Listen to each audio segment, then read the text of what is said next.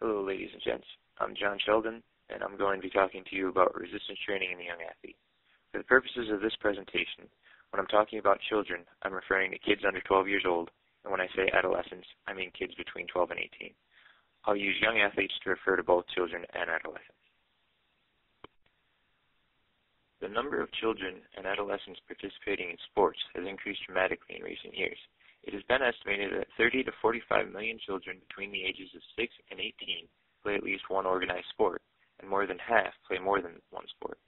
Along with this increase in sports participation, there has also been an increase in resistance training among children so as to improve sports performance. With the increase in sports participation and resistance training, there is an increase in injury rates. In the U.S., over 4 million sports or recreational injuries are reported every year. There are many myths associated with resistance training for children. One of the most common is that there is a high injury risk. However, this is based on data collected for the National Electronic Injury Surveillance System of the U.S. Consumer Product Safety Commission during the 70s and 80s. The data, however, was based on emergency room visits related to exercises and equipment, but it did not take into account inappropriate training techniques, excessive loading, poorly designed equipment, or lack of qualified adult supervision. Children that follow age-appropriate training guidelines actually have a low risk of injury. The myth that most people know of is the risk of stunting a child's growth by causing injury to the epiphyseal plate during resistance training. Not only is this a myth, but the opposite is true. Resistance training during childhood is an opportune time for bone modeling and remodeling process to respond to forces associated with weight-bearing activities. With proper training and nutrition, resistance training can play a pivotal role in bone mass gains during childhood. Another myth is that children cannot make gains in strength due to lack of circulating androgens. However, this has been proven untrue in numerous studies since 1989. Another myth that is currently popular is sport-specific training. Many parents are pushing their children to only participate in one sport, hoping that if they focus only on that sport, they will perform better. However, focusing on one sport is detrimental to a child's development. Kids who play a variety of sports or participate in other activities before puberty have longer careers, fewer injuries, and perform more consistently. This is due to the development of basic skills that transfer from sport to sport instead of advancing to higher-level skills that the young athlete is unprepared for. The different types of resistance training can result in a number of different benefits for children. Strength training has been shown to have a positive effect on cardiorespiratory fitness, body composition, bone mineral density, blood lipids, self-efficacy, and self-esteem. It has also been found to improve motor performance skills such as jumping, running, and throwing. Plyometrics have been shown to increase athletic ability by enhancing speed of movement, increase power production, strengthen bone, increase running speed, improve jumping ability, and increase strength. And neuromuscular training has both health and skill-related benefits, but I'll address that later. One of the most beneficial things about resistance training is that it's an effective way to improve body composition in obese children because of the short spurts of activity followed by brief rest periods. This is the same way that children move and play, and it makes it more enjoyable than aerobic fitness, which many obese children find boring. First of all, this table is from the updated position statement from the NSCA on youth resistance training. I figured I would include it so that you could pause the video and read it if you so please. But anyway, following the proper guidelines for youth resistance training is extremely important to reduce the risk of injury and increase the improvements that children can make. It is still debated how old a child should be before starting a resistance training program. The Australian Strength and Conditioning Association has stated that the child should be no younger than 6, but the NSCA has stated that as long as the child is old enough to participate in sports and can follow instructions, then they are probably old enough to train. There are many safety precautions that must be considered when training children. The first is that children must be supervised by qualified adults at all times. The adults must provide the children with instruction on proper technique and form, safety procedures, and specific methods of progression. The key is not to treat children as many adults, and adult training philosophies and guidelines should not be pushed on children. General guidelines for implementing resistance training into a child's schedule can be found in detail in other places, but I'll give you a quick overview here. When implementing resistance training into a child's schedule, it is extremely important to give the child enough rest between activities.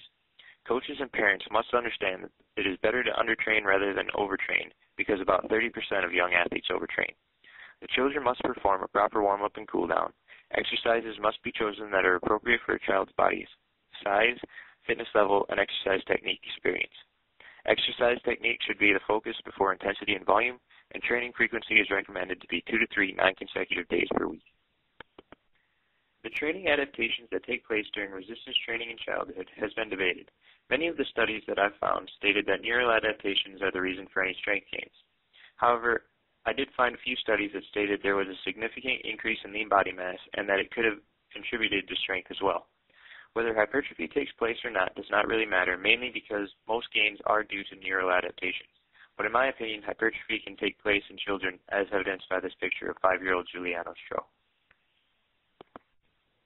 This leads me to my thesis statement. Resistance training during childhood can help enhance performance and prevent injuries in adolescent athletes. The first source I will talk about is a meta-analysis that studied the effects of strength training on motor performance skills.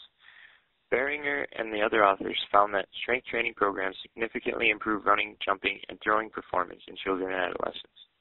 And because these motor performance skills are essential parts of many sports, they assume that strength training can positively affect sports performance in young athletes. The authors also found that young athletes that were inexperienced made greater gains than experienced athletes.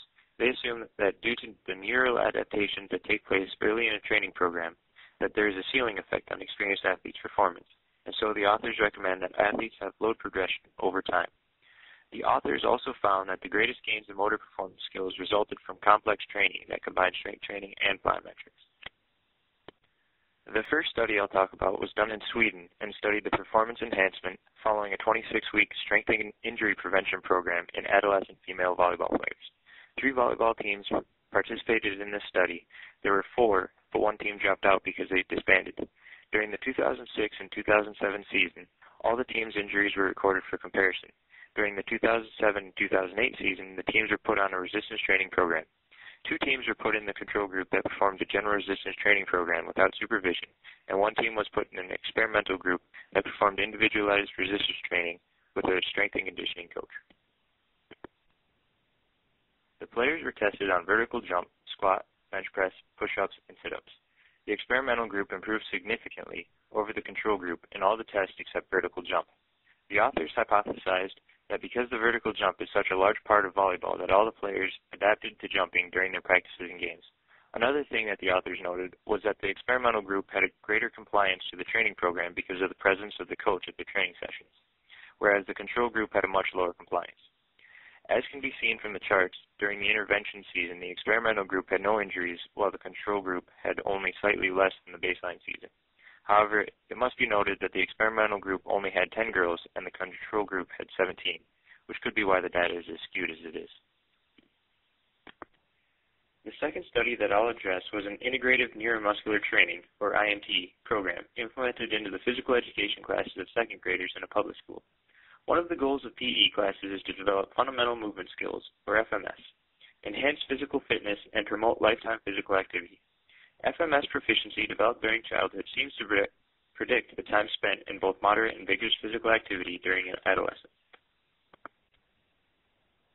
47-year-old children took part in the study, 21 in the INT group and 19 in the control group. The INT group did about 15 minutes of INT during regularly scheduled PE classes on Mondays and Wednesdays for 8 weeks. The control group only attended regular PE classes on Mondays and Wednesdays. As you can see from the graph, the INT group made significantly greater gains than the control group. After the training was over and the students went back to their normal PE classes, the INT group showed confidence by creating new games that required higher levels of FMS. Like the last study, this is also a study that was done during PE classes. In this study, 28 high school students were split into a ballistic strength training, or BST group, or a control group, with 14 students in each group. The BST group took part in a training program in place of their PE class, while the control group continued their normal PE class. Both groups were tested in maximal isometric force, vertical jump, rate of force development, and postural control.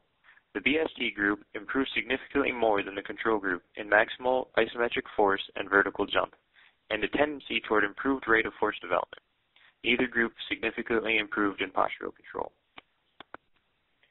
Both of these studies have shown that implementing resistance training during PE classes is a beneficial way to improve children's and adolescents' motor skills and strength, and it has been reported that physical fitness status that is developed during childhood carries over adolescence and into adulthood, which goes to show that the earlier a child starts training, the more likely they are to continue and keep improving over time.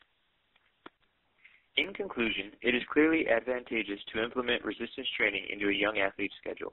The improvements in athletic performance, and especially the injury prevention, are good enough benefits, but the way the healthy lifestyle carries into later life is the most important factor. As long as training is implemented properly and young athletes are not overtrained, there is no reason not to start them on a resistance training program. These are my references, and thank you for sitting through this, and sorry to make you do it. If you have any questions about any of this, you can email me or ask me in class. Thanks.